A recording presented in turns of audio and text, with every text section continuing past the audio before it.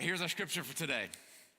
As Jesus and his disciples were on their way, he came to a village where a woman named Martha opened her home to him. She had a sister called Mary who sat at the Lord's feet listening to what he said. But Martha was distracted by all the preparations that had to be made. She came to him and asked, "Lord, don't you care that my sister has left me to do the work by myself? Tell her to help me." "Martha, Martha," the Lord answered, "you are worried and upset about many things, but few things are needed, or indeed only one. Mary has chosen what is better, and it will not be taken away from her." Martha, Martha. Jenna, Jenna. Jared, Jared. Allison, Allison. I saw you shaking your head. John. John. We are worried and upset about many things, but few things are actually needed. Indeed, there's actually only one.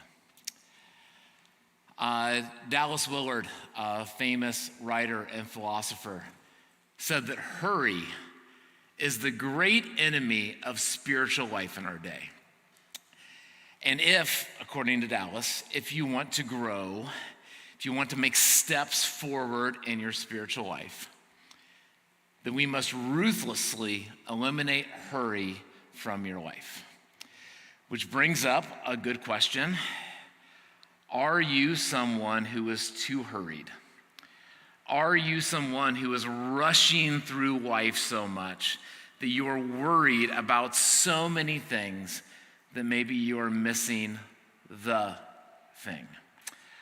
Ruth Haley Barton wrote about this idea, and this idea of hurry sickness, which is something that therapists and counselors talk about, that is just kind of an epidemic in our culture, is that we are just all living way too rushed. And she talks about 10 different symptoms to let you know if you are experiencing hurry sickness. And so as we go through these, you can kind of keep a mental tally in your head, or you can just kind of mark it in your program if you would like. And if you have one or two of these, then you might be suffering from a little bit of hurry sickness. If you're suffering from a handful of these, you might be suffering from a lot of hurry sickness. And some of us in this room might kind of identify with all of these symptoms. Here's what Ruth says. The first one is irritability. You find that you're just getting frustrated or annoyed way too easily. Little things just set you off. You just can't roll with the punches. Maybe you're finding that the people that are closest to you are regularly walking on eggshells because they just don't know when you're going to react. The next one, she says, is restlessness. That when you actually do try to slow down and rest, you just can't relax. The next one is compulsive overworking. You just don't know when to stop, or worse, you just can't stop. It's the breaker up top, Dave. Sorry, we're not going to be able to fix it for today. Yeah, unless you want to climb up there and do it. But thank you for checking it out. No. Safety guy, Josh, go back there. My gosh, that's a whole nother sermon. Emotional numbness. You just don't have the capacity to feel other people's pain, or your own pain for that matter. Empathy is a rare feeling for you. Disconnected from your identity and calling. You find that your life is reactive, not proactive, and you don't have time for what really matters to you. You're just running constantly, but you have this feeling that like friends, family, hobbies, you just don't have time for the things that actually you feel like you're supposed to be doing. You're not able to attend to basic human needs. You don't have time for the basics, 8 hours of sleep a night, exercise, healthy food. And so instead, we resort to escapist behaviors.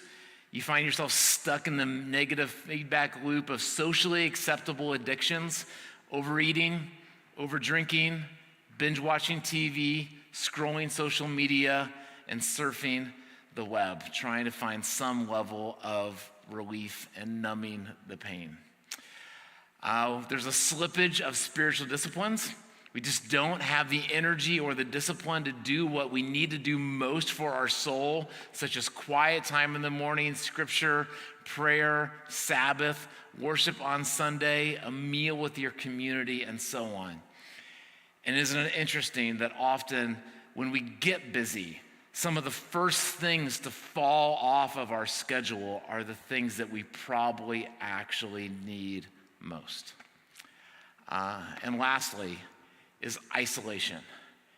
That you just have this growing feeling of discontentment from God and others, and even from your own soul. Which, as we talk around here, that's a big deal, because kind of the whole idea of the gospel is to love God and to love other people. Love God and love your neighbor. But yet, what busyness does is it creates this cycle in us where we're so busy that we actually end up isolating ourselves, and we feel this like distance or hardship or walls between us and God and between us and other people, and we have this feeling that maybe we are all alone. One of my favorite quotes that I've done many times in here from John Ortberg. He says, "The requirements for true intimacy is chunks of unhurried time. If you think you can fit deep community into the cracks of an overloaded schedule, think again. Wise people do not try to microwave friendships, parenting, or marriage. You can't do community in a hurry. You can't listen in a hurry. You can't mourn in a hurry with those who mourn, or rejoice in a hurry with those who rejoice.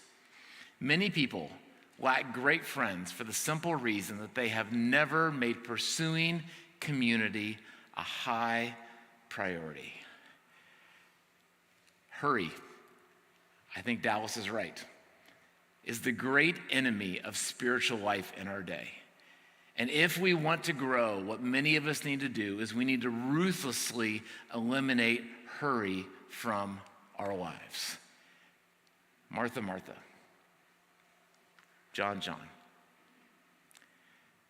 The Lord answered, "We are worried and upset about many things, but few things are needed, or indeed only one." There's a couple things I want to point out about this story today, because this really hits home for me. I'm guessing it hits home for a lot of you too, because I can often find myself easily in this story where I see these wonderful people in the world that are just sitting and resting at the Lord's feet, and then I find myself and I'm just distracted by all of these things that I need to be done. And where I really can sense it sometimes is like I'm running around so distracted that when I see someone who is sitting down and resting, my thought is not, "Oh, good for them. I'm so glad that they got a day off. I'm so glad that they got a vacation. I'm so glad that you're sitting there while I'm running around doing all of this work." And I can get a little bitter. And I can think, don't you even care that like I'm working so hard, like how dare you take the time to like enjoy and rest? And that is not good. A couple things about the story again. One, I think what this story is telling us is this is not a story that's saying that activity is bad. Activity, doing things, being busy even on certain things is not necessarily a bad thing at all. If you've been with us the last few weeks, we've been looking at the story of the Good Samaritan, which is a story about a time when Jesus brought up this character who saw a need, allowed his life to be interrupted, and he took time to make himself busy helping somebody else. And kind of the crux of the story is Jesus said, who treated this guy kindly? Who was the neighbor? As the guy who went and helped. And Jesus said, I want you to go and do the same. So much of following Jesus is about going. So much about following Jesus is doing. And for many of us, the message that we need to hear is that we do need to become active in our schedules, active with our money, active with our talents and our abilities, because there's so much need in this world, so much that God has created us for, that we need to go and do. And we also need to take time to sit and rest. This is not an either or, this is a both and. What writer Fred Craddock says about this, I don't think it's an accident that these two stories are back to back in the Gospel of Luke.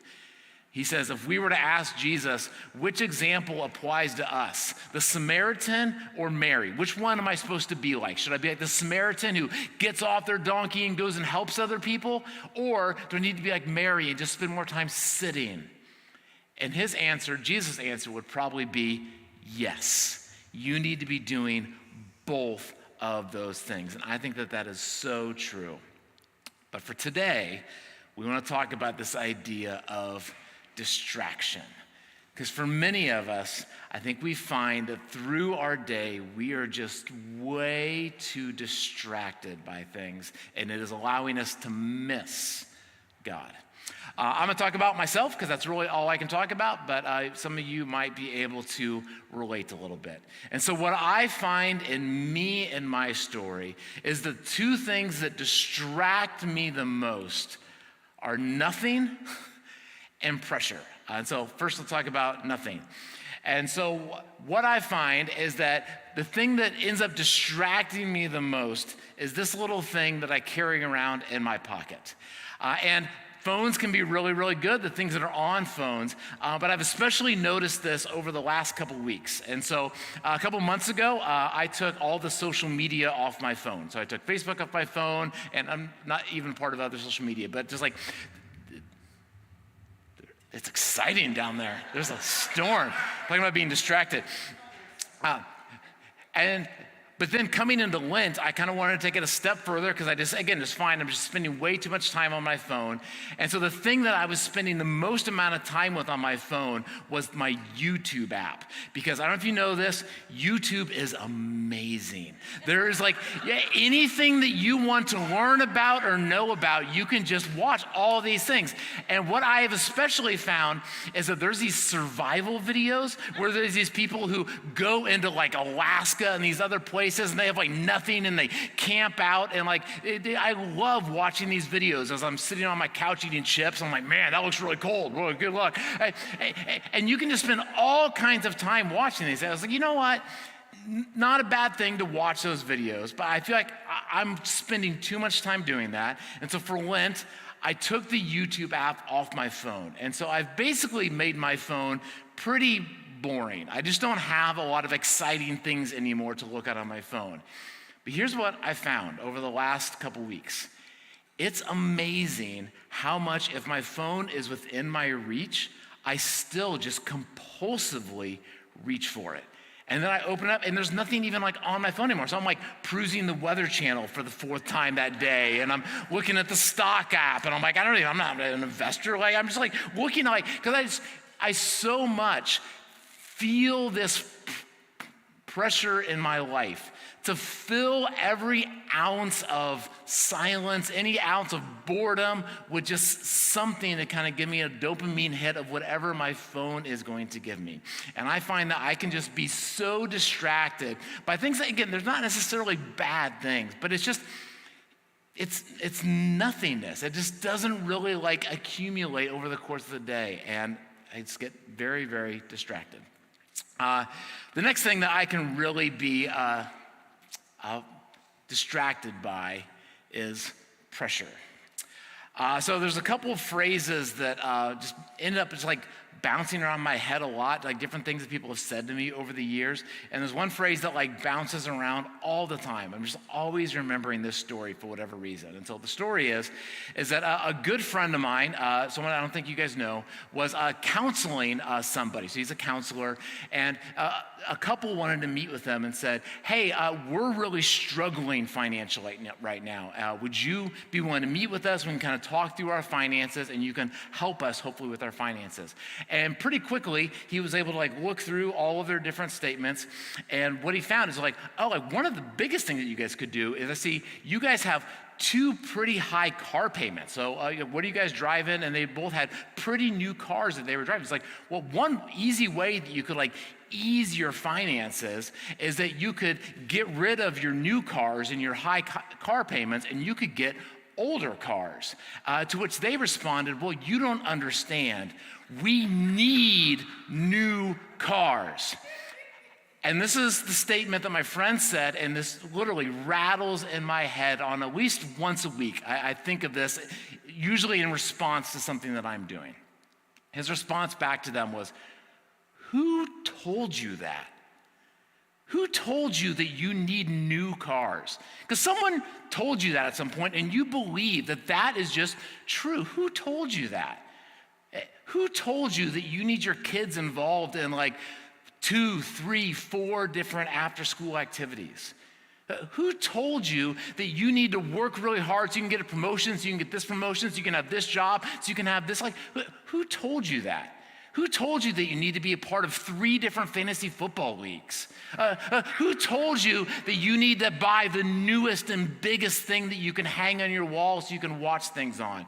Who told you that you need the newest phone? Who told you that you need to be a part of all of these things with your time?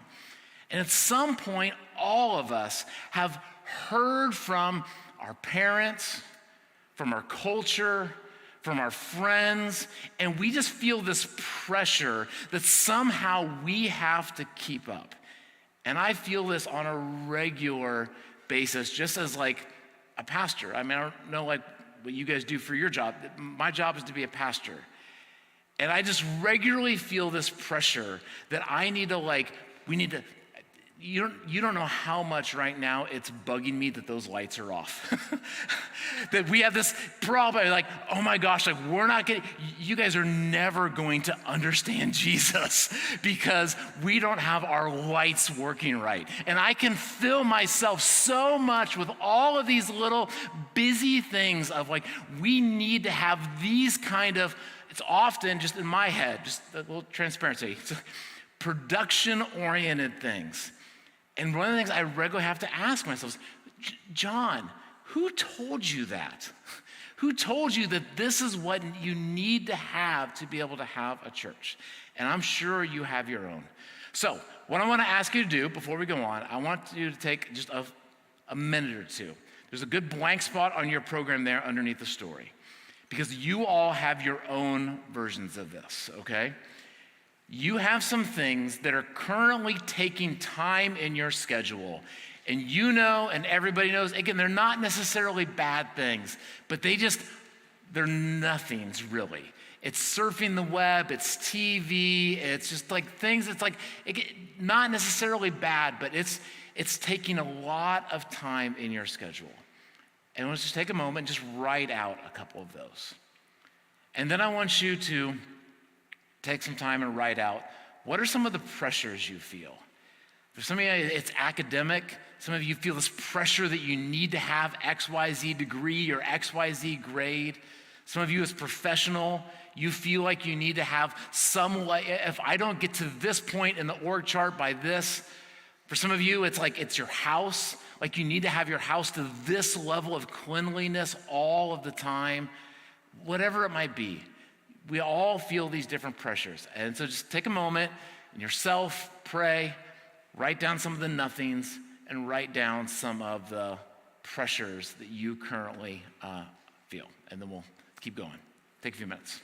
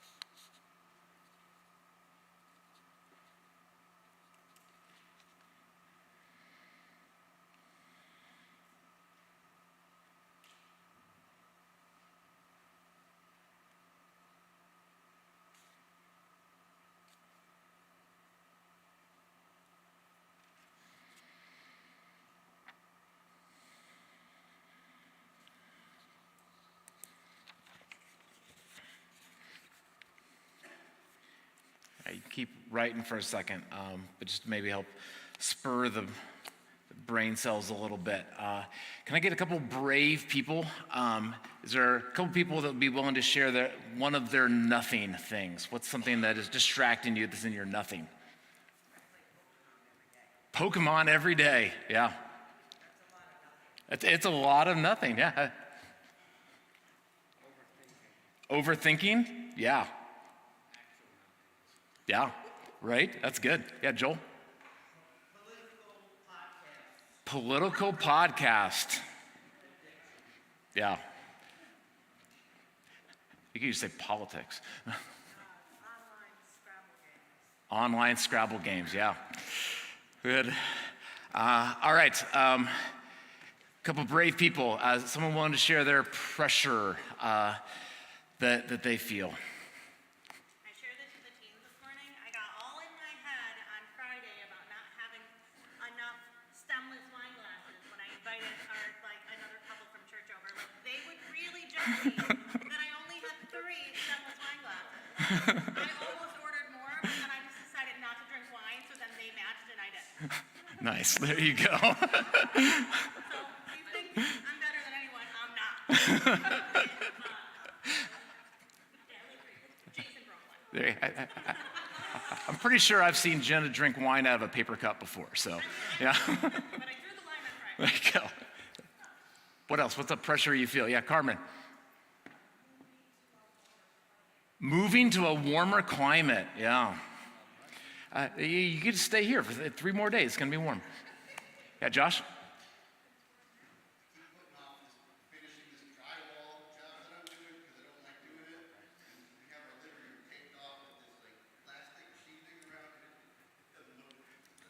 Yeah. Yeah, it's really good. There you go. Good. All right, last one, 10. Just to be better. Yeah. It's so true. It can be relentless, can it? Just because, yeah, no finish line in that. It's so good.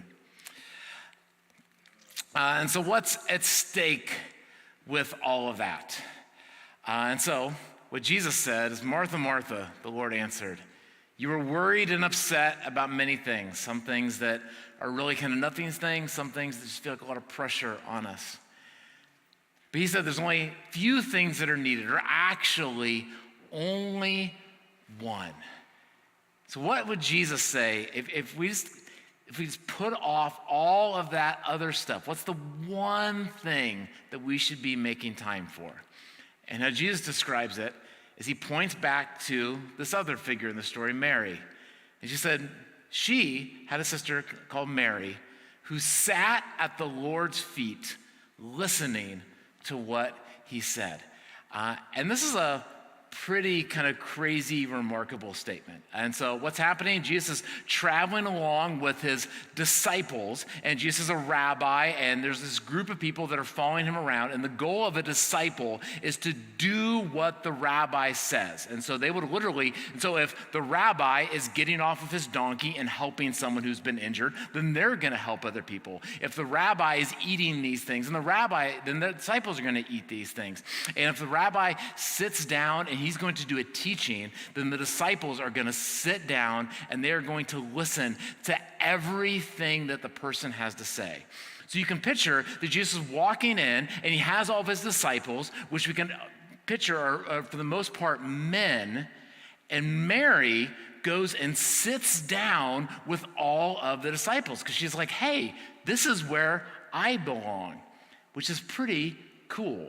Because a lot of times it's easy to think that Ash and I went to a funeral a couple weeks ago, and we were in this really old church, and they had this timeline of all the different events that have happened in the life of the church. And Asha took a picture of this because it was great. They had this picture of here's all of the men's work in the church, and then here's the women's work in the church. And as you can guess, the men's work for the most part is about here's who's going to lead in the church. Here's who's going to preach in the church. Here's who's going to have the high roles in the church. And the women's work is mostly about cleaning and cooking. And here we have this amazing story where there is a woman who is being very hospitable and doing things, and that's not bad things to do. But you have this woman who's like, you know what? I'm going to sit down, and I want to be one of the disciples too. And Jesus is like, game on. That's absolutely what I'm about. And hopefully you've seen in the life of this church, as Leslie was standing up here this morning, as Jenna is one of our elders, as Lenore was one of our worship leaders, we very much are in the camp that if you are a man, if you are a woman, it's all work that we can do. There is no man's work. There is no woman's work. It is all things that you can do. And Mary is proving that by sitting with all of the disciples, very much saying, we are all on the same plane. And Jesus looks at it and says, Mary has chosen what is better, and it will not be taken away from her. And what is better is that she is taking the time to sit at the feet of Jesus. Sit at the feet just to listen and learn and soak in Jesus. And that is, as Jesus says, that is a choice that all of us have the opportunity to be able to make. I'm guessing as you look through your list and as you wrestle through that this week, I hope you just spend some time thinking and praying about what are the things that maybe you're wasting time on. Are there some things you need to get rid of? Are there some pressures you feel that you need to give up and just realize, you know what? That's not a pressure that God is putting on me. That's a pressure that our culture or something else has put on me.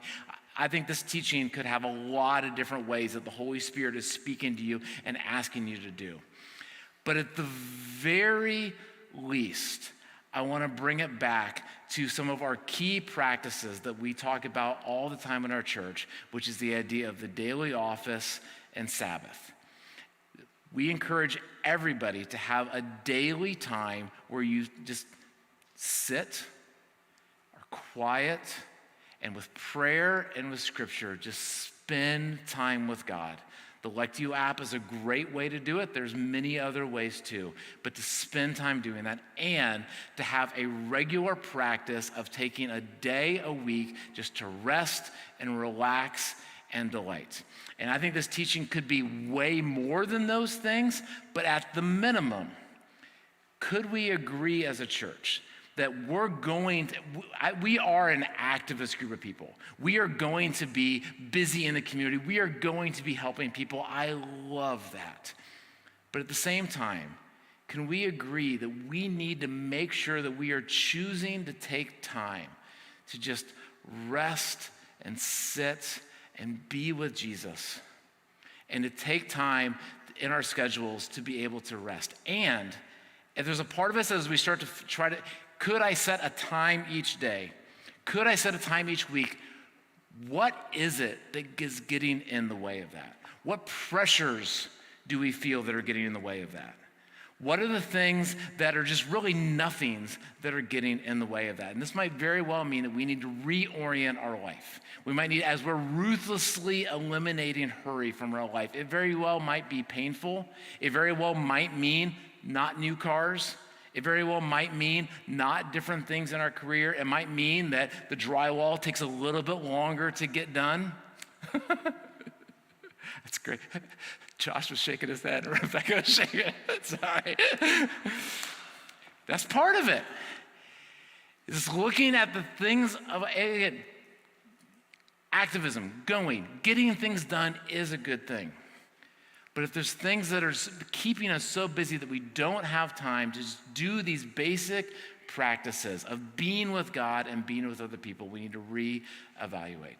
So I'm going to pray. I'm going to invite the band up. They're going to sing a song to allow us to keep thinking about what this might look like in your life today and this week. And I think this is such a great topic to continue conversation going. And so keep talking to other people, talk on the way home.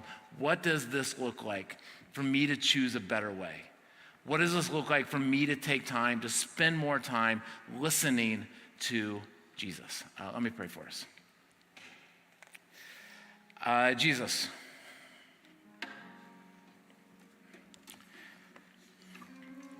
I readily admit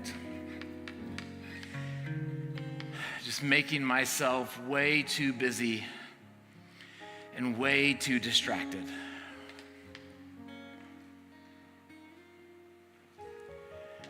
I confess putting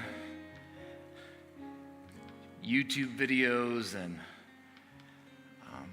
sports scores and other things in front of my kids, in front of my wife, in front of my friends. I admit caring more about the way rooms look, the way food is presented, more than the people that are actually being welcomed into those rooms, more than the food that's actually being presented. And so I pray for myself and I pray for our church that you just reset our hearts, that we're able to take the time and the space to be able to just spend time sitting at your feet. They were able to spend time in quiet, resting. They were able to refeed our souls and to trust that the things that are not getting done, that you're in charge. And whether you're calling us to just trusting that you're going to get done things on our behalf, or maybe it's things we'll never get done, and you're teaching us to be more content with where we are. Whatever it might be, just work with us. Shape us. Let's stand up. Let's pray this song together.